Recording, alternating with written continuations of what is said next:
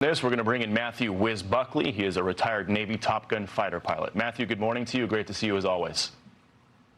Good morning, Bill. Good to see you. So the president has been reacting to this pretty much all morning long. He has called Iran's leaders scum, says they're sick people, and that there's something wrong with them. You certainly get the sense that his patience is officially running out with them. Just give us your top-line thoughts on these developments over the last 24 hours or so.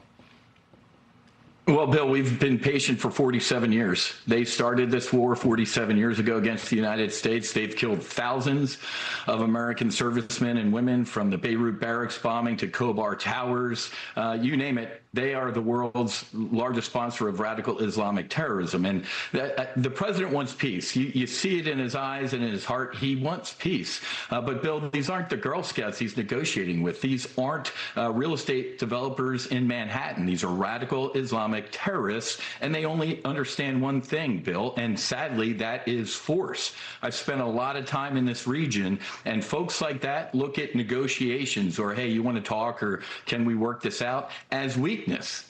In their minds, you already lost when you want to negotiate. So the president, it's almost like Groundhog Day, and maybe he's finally waking up to who these people truly are.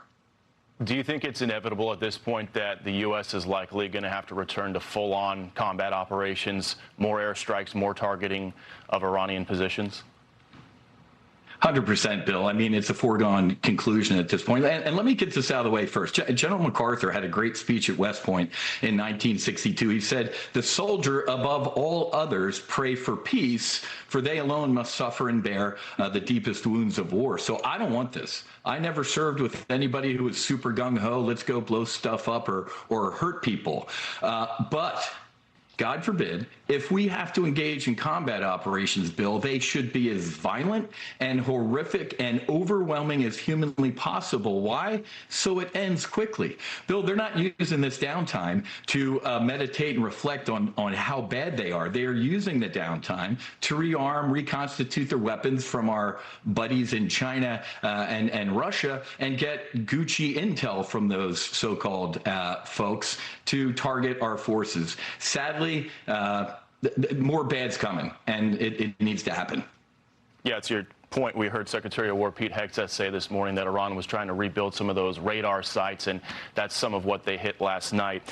Israel's Prime Minister Benjamin Netanyahu is expressing some criticism about these ongoing talks. He says that talks alone, just negotiations, aren't going to be enough to get Iran to end its nuke program. Take a listen. The president believes that he can stop Iran's nuclear program, which is a nuclear program to create atomic bombs. He believes that he can do this through negotiations. Do you? And various pressures. Look, I have my doubts, but I think he should be given the chance, and he's, trying to achieve that. It remains to be seen. Do you see any world where Iran voluntarily gives up that program absent more U.S. military action? Obviously, we already had Operation Midnight Hammer last summer. The president has said all that nuclear dust and material is trapped under a bunch of rubble. But unless the U.S. can get in there and get on the ground and physically remove it, how do we ever know that they would take steps to end that program entirely? We won't, Bill, unless we eliminate it completely or we get in there and put eyes on.